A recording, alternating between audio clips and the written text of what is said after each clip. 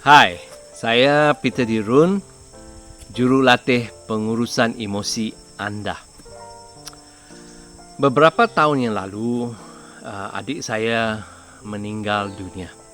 Dan sampai hari ini, apabila saya teringat akan adik saya akan berasa sedih. Dan sememangnya itulah perasaan yang harus saya rasai. Kerana saya telah kehilangan seorang yang saya sangat-sangat kasihi, yang tidak akan kembali lagi. Dan perasaan sedih ialah perasaan yang harus dialami sesuai dengan apa yang terjadi. Saya tidak berusaha untuk berhenti berasa sedih. Saya tidak berusaha untuk buang rasa sedih itu. Kerana perasaan itu ialah perasaan yang paling sesuai untuk apa yang telah berlaku dalam hidup saya.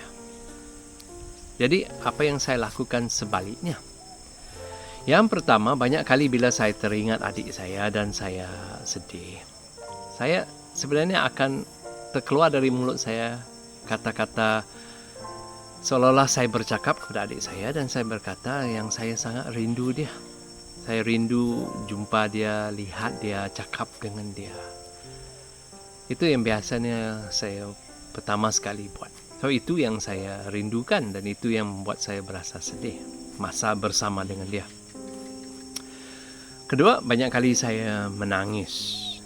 Tidaklah sampai mengalir air seperti sungai, tetapi memang akan titis air mata dan memang ada sangkut sikit di kerongkong. Tapi ada reaksi pada badan saya. Dan setelah merasai sedih itu, saya tarik nafas dan saya bersyukur. Sebagai seorang yang percaya pada Tuhan, saya bersyukur pada Tuhan.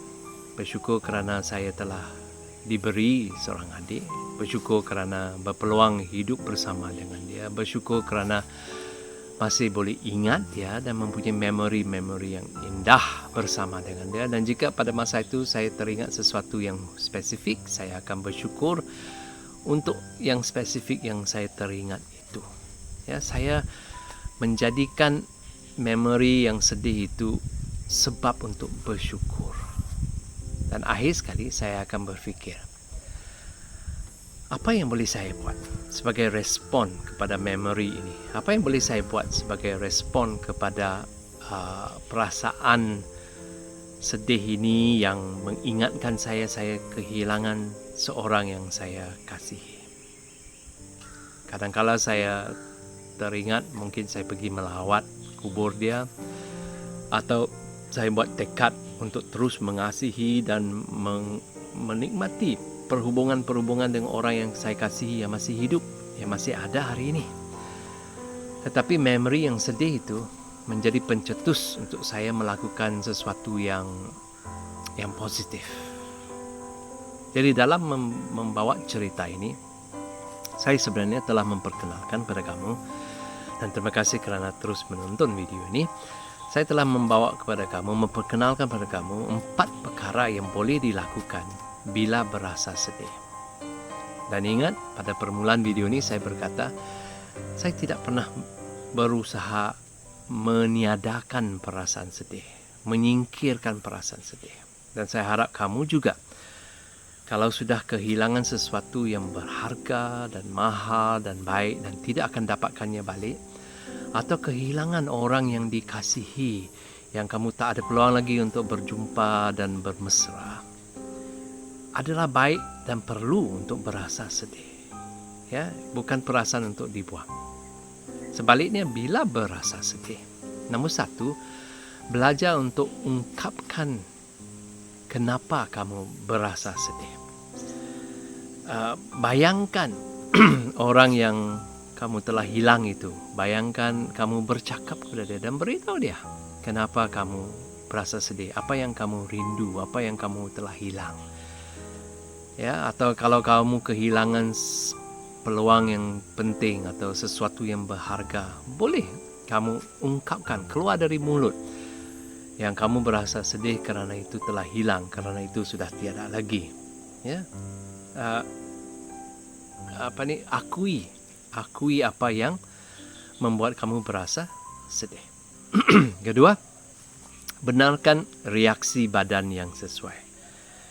Sedih yang biasa, reaksi badan yang biasa ialah kamu mau diam sebentar, atau kamu menangis dan titis air mata, atau kamu mau tarik nafas beberapa kali, ya, atau kamu mau duduk diam sekejap, boleh. Ya, benarkan badan respon dengan cara yang sesuai dan sehat kepada perasaan sedih itu. Ketiga, dan yang saya dapati paling berkesan dalam hidup saya ialah mengucap syukur.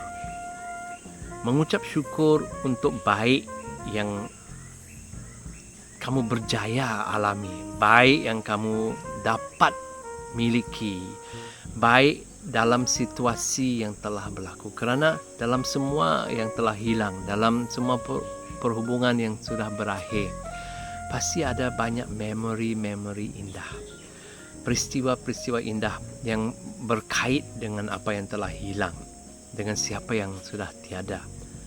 Dan ambil peluang untuk bersyukur untuk semua masa-masa itu, memori-memori itu, kegiatan-kegiatan, tindakan-tindakan. Ya. Pilih, paling tidak saya yakin ada satu hal yang boleh dijadikan bahan syukur bila teringat sesuatu atau seseorang yang menimbulkan perasaan sedih. Dan terakhir sekali, jadikan masa sedih ini iktibar untuk berfikir, apa yang boleh saya lakukan sebagai respons? Apa yang boleh saya lakukan yang positif? Apakah pelajaran-pelajaran yang boleh saya pelajari daripada kehilangan ini yang boleh saya amalkan hari ini untuk mengkayakan, menjadikan hidup saya hari ini lebih hebat, dan semuanya ialah kerana saya ambil iktibar, saya ambil pelajaran daripada memori apa yang telah hilang, siapa yang sudah tiada. Ya. Jadi sedih boleh dipakai dan dijadikan satu emosi yang berguna dalam hidup anda. Hai, Peter di sini. Terima kasih kerana menonton video saya.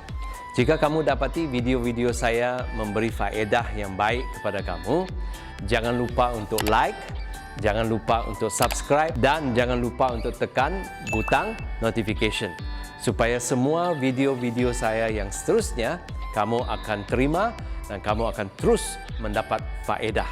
Terima kasih.